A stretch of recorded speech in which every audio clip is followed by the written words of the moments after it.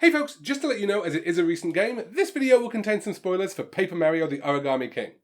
If you want to keep going, enjoy, but you have been warned.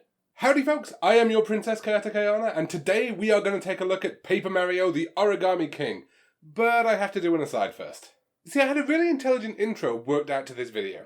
I was going to parallel the way people hated the movie Fierce Creatures because it wasn't A Fish Called Wanda, despite comprising of the same actors, writers, etc, etc, with the way people hate every Paper Mario game since the Thousand Year Door because they aren't in exactly the same style, despite containing the same characters and being made by the same people, etc, etc. But then, John Cleese had to come out with all of this nonsense defending his current meal ticket, turf, J.K. Rowling. And, folks, I know this is a tangent, it's probably going to cost me a couple of views, but trans rights are absolutely vital, okay? J.K. Rowling is doing nothing but hurt young trans people when she spouts off uneducated, ignorant nonsense like this, and I absolutely want to hear nothing to do with her or her supporters ever again. Jamie Lee Curtis, as far as I know, you are still awesome. Thank you very much. Thank you for indulging me, folks. I'd like to get back on with my review now, please.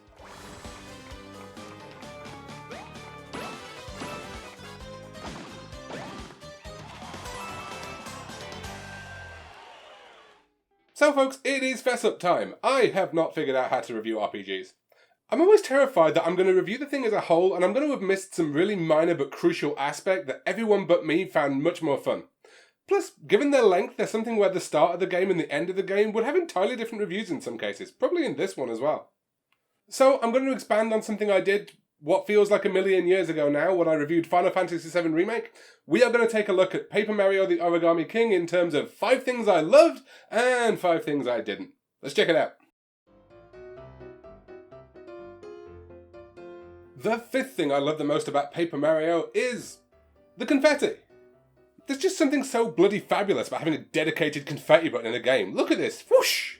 Anytime you want to flash a colour in the game and you want Mario to look like the over-enthusiastic cousin at a wedding, you can have it. Something the game doesn't tell you till later on, confetti is limited when you're using it for its primary purpose, which is filling in holes. But it's infinite when you're not, so anytime you want to celebrate, say it with me, future Ayana, you too, whoosh! You can even swap it out with rose petals if you just want that extra romantic flair. And the 5th thing I love least about Paper Mario is slide puzzles.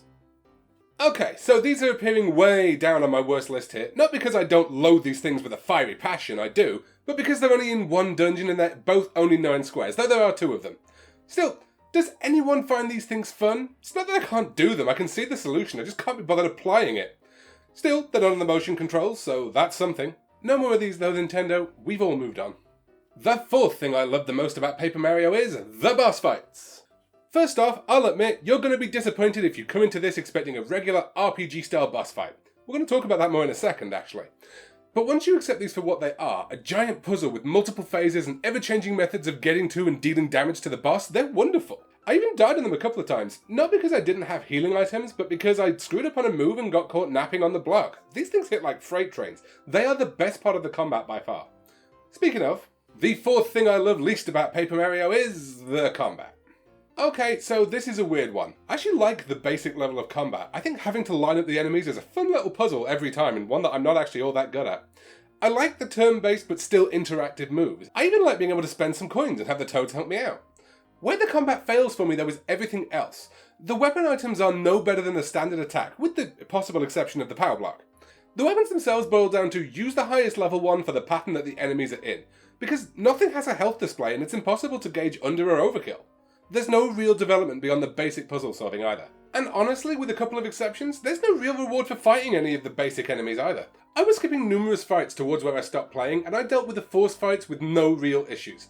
The game needed some more actual RPG elements if they wanted these fights to feel worthwhile. Right now they don't.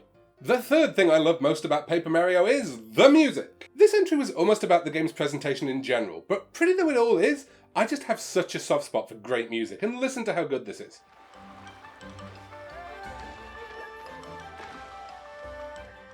And you know what? Let's double up. Let's have a little disco on the subject as well.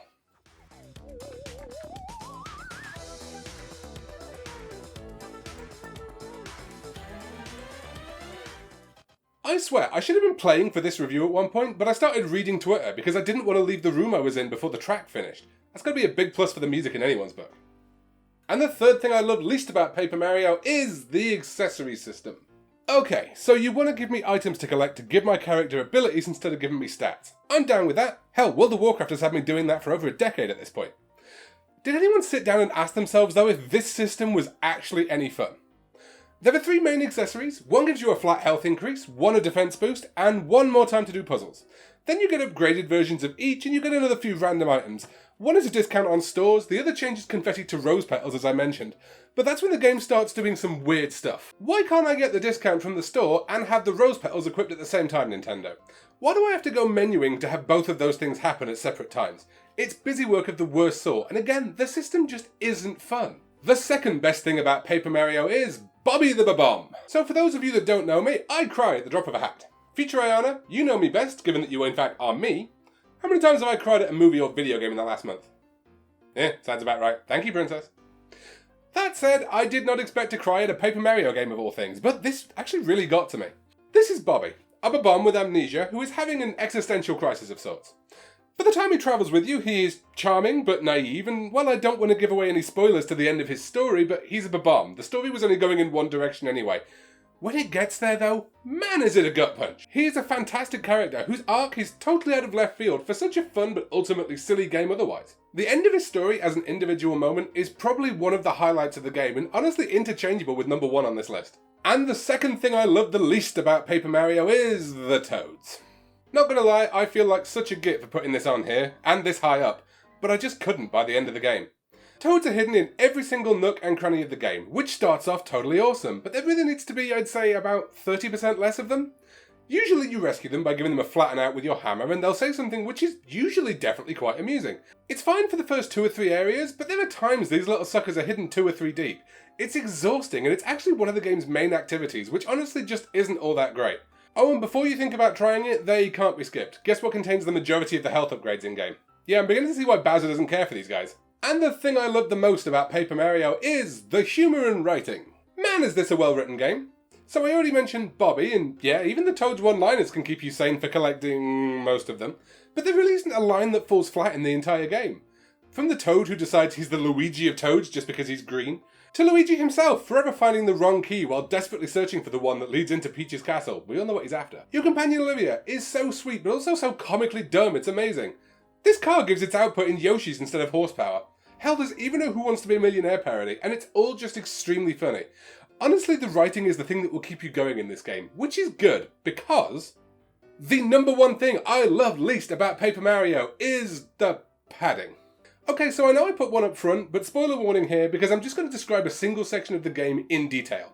Future Ayana, you diva of captioning you, help me with some of the numbering here. Number 1, you find one of the streamers you are tasked with destroying has gone out to sea, so you start exploring in your boat. Number 2, you find the end of the streamer at the opposite end of the ocean and discover you need 3 orbs to get inside the dungeon it's residing in. Number 3, after some searching you come across these islands roughly in a diamond shape, each with a puzzle to complete on it. You then discover there is a sunken island at the bottom of the diamond. Number 4, on one of these islands, while solving a different puzzle, you find out Luigi has found the key to open the central sunken island and gone off to a mushroom-shaped island somewhere else. Number 5, you find that island and get the key from Luigi. Number 6, you go to the central sunken island and open it. Then you need to find the 3 orbs. Number 7, each of the orbs are kept in a mini temple that requires a puzzle to open. Number 8, once you've opened it and go inside, there's a challenge to get the orb itself. The challenge to get each orb consists of another 3 stages. If you fail any of them, you go back to the start of the mini-temple. Number 9. After you have all 3 of the orbs, you can destroy the streamer. Except you can't, because all you're doing is opening the door to the lengthy dungeon which actually contains the streamer behind a bunch of puzzles and a boss fight. Now, I know I'm just pretty much directly quoting Yahtzee Croshaw here, but that's not just padding, that's fractal padding. Combined with the fact that I don't gain any levels or anything from the combat, and I need to rescue all the bloody toads on the way, I think you can see why I didn't finish this game yet. I will say, this is not a problem for the first 10 to 15 hours of your playthrough. But that's sort of the problem, really. It should have maybe another 5 hours to go at that point, and it's got about another 15. And there we go, folks. A slightly different approach, I know, so I'm not really going to do a conclusion here. I will say, if you prefer this format, do leave a comment and let me know. Thank you for indulging my rant at the start of the video as well. Next week, we are going to be taking a look at Hades, which I bought as a Swindy and seems to have become everyone's indie darling while I was away reviewing other stuff. So we'll see how that one goes. I will see you all then, folks. Until then, peace. I'm out.